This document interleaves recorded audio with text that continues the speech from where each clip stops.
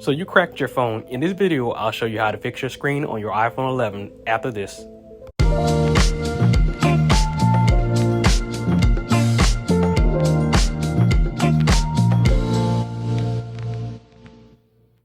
What's going on, everyone? You're tuned in with Spectacular Tech. Right here we have an iPhone 11 with a cracked front display, and in this video I'll be showing you a step-by-step process of how to replace that screen on this phone. So if you're curious about how your phone is repaired or you're fixing it yourself, make sure to follow these instructions very carefully. Now, I won't be fixing the back since that's not cracked. I'll go ahead and plug it in to see it turn on, and I see that there's lines going through the screen, which means the display is damaged and can't be used. So if your screen looks like this, it definitely needs to be replaced. So let's go ahead and open this phone up by taking out these bottom screws. But first I gotta get the latex gloves out for this before I can perform this surgery. Now, I don't know about the practices of other people fixing phones, but you just know a technician is professional when they're wearing gloves for this. Now let's get back to the phone. I'll pick this phone up and unscrew the two pentalobe screws at the bottom of this iPhone. Now, when you take these screws out of this iPhone, you want to put them in a safe place so they don't get lost. So it's a good idea working in a place where you can keep your screws organized, especially on a flat surface. I also wouldn't recommend taking these tiny screws out around carpet because if they fall on it, it may be over for you. Now, to separate the screen from the frame, I'm going to need to use a tool like this razor blade to get in between the frame and the display assembly. The razor blade is thin enough to slip in between the two and lift up, while I can use this plastic piece to slip into the phone once I get a large enough opening. You don't really want to go around the perimeter of the phone with a razor blade since it might scratch the phone up. And with the plastic guitar picks, it's much safer going around the edges. But I suggest taking your time going down the sides of this phone, especially if you're going into this phone to fix anything else other than the screen, like a battery replacement. Some people will even use a suction cup to help prop on the screen, but since the screen is so cracked, it's no point since it won't stick without tape being stuck to the glass. But a suction cup will be more useful if the screen isn't too cracked up or if the screen isn't damaged at all. You can see in this sped up video that I'm going kind of fast, but take your time with this. I'm just trying to separate the adhesive on all sides and the corners that holds the display in place. Now I have to work this tool getting the side of the top corner and the top corner on the other side of the phone. And we can't even leave out getting the top area of this phone. Since all corners and sides are separated, now we can open it up. You just saw me removing some of that adhesive holding the screen. And when this phone is opened up, the first thing you see is that large battery off to the side, but we're not here to change that. But we have to unplug its connector before we unplug anything else. This is so we don't short anything out. Now I'm using a tri-wing screwdriver to remove this metal plate. The screwdriver is similar to a Phillips with 4 points, but this tool uses 3 points to latch on the screws. And like I said earlier, it's a good idea keeping your screws organized since these are very tiny and easy to lose. I'll go ahead and move this metal plate out of the way with this plastic pick. And with that out of the way, we finally got access to unplugging the battery. Now, be very careful when unplugging the battery. You don't want to accidentally pry up on any of the components soldered onto the board of this phone. Now, let's get to the plate on top of the connector for the display and other parts for the front screen. There's a total of 5 screws that need to be removed, and they're all the same type of tri-wing screws. I'm putting these screws off to the side, keeping them in order just in case any of them happens to be different sizes. These are some really tiny screws. Now, I can see why some people don't even want to work on these type of devices, especially if they're going to have a hard time seeing the screws. Let me go ahead and unscrew this last screw and get my metal tweezers so I can better pick up this metal plate. Sometimes there could be a slight bit of resistance picking up this metal plate, like if there's adhesive under it, but this one didn't cause no trouble. Now I'll go ahead and switch over to my plastic prying tool to unplug the touchscreen and LCD display connector. And like I said previously with the battery connector, you gotta be very careful when prying up on any of these connectors. Now let's finally disconnect the last connector for the ear speaker and the other sensors connected to the front screen. And with that disconnected, we can finally remove the screen. It's a good thing with most iPhones, when you crack your display, you don't have to disassemble the entire phone just to replace the screen. Just look at all these extra components that you don't have to touch inside this phone. Now let me go ahead and get a bag and put this phone inside to prevent the cameras from collecting dust. Doing that now will make things easier when it comes to reassembling the new display. Let's take a look at this broken display. We got screen connectors off in one corner and a connector to the sensors at the top of the display. But I'll put the screen down and show how I had my screws organized from all this time. Kept them all in order. Now back to the screen, the only thing we need to disassemble are the components attached to the top. And this time I'm going to have to switch my tool using a Phillips screwdriver. There are 3 Phillips screws I need to remove up here. Make sure you keep them all in order since they're different sizes. Let me finish and remove this last screw.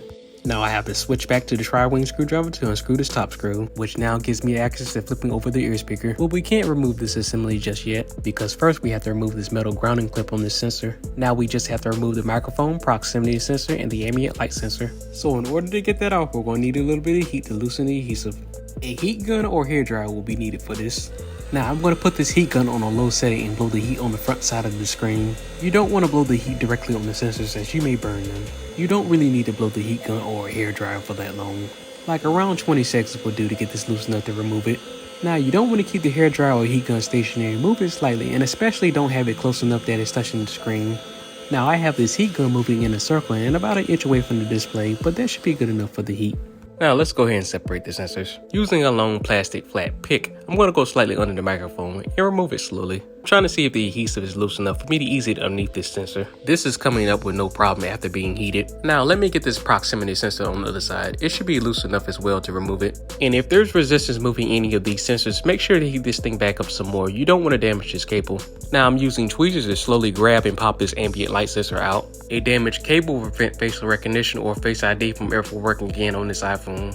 Now that that's been done, let me move this flex cable full of sensors out of the way and this plastic pick. Well, we're pretty much done with this broken display. Everything that needed to be removed has been taken off. Now let me bring out a genuine replacement Apple iPhone 11 display. When purchasing replacement iPhone screens, genuine Apple screens are not easy to come by for iPhones, as most of them usually be aftermarket. You just need to know where to look for to get you a genuine display. But let me get this broken screen out of here. I threw that a little too hard. Man, this iPhone screen is now bent in a 45-degree angle. If your iPhone is bent like this, you might as well get a new phone at that point, because that iPhone doesn't need a technician, it needs Jesus. Let's take a look at this replacement display, making sure everything looks to be in order before installation. This part looks good enough to me and ready to be installed. So let's start reassembling the parts back on this new iPhone replacement display. First, starting to put the ear speaker and different sensors flex cable back into place. I start by attaching the microphone first, then the proximity sensor, then last the ambient light sensor.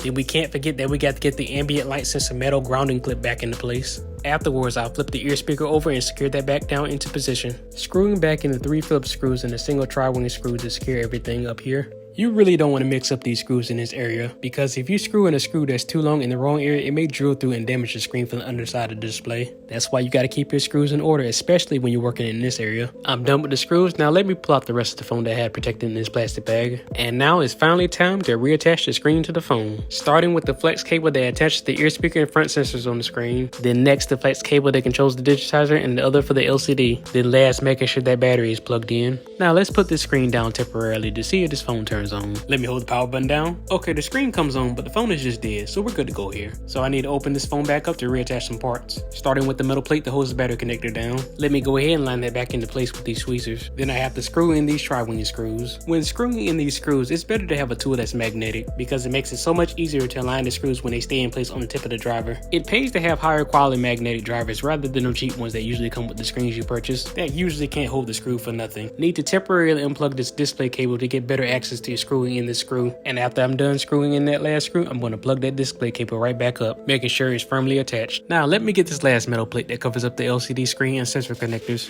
And with these tweezers, I position this into place, making sure it's lined up correctly. We got 5 tri-wing screws that we need to insert back into place, 2 at the top and 3 at the bottom. It's easier to hold this metal plate in place with a finger while you're screwing in the screws, because this metal plate tends to shift around before you have a screw inserted.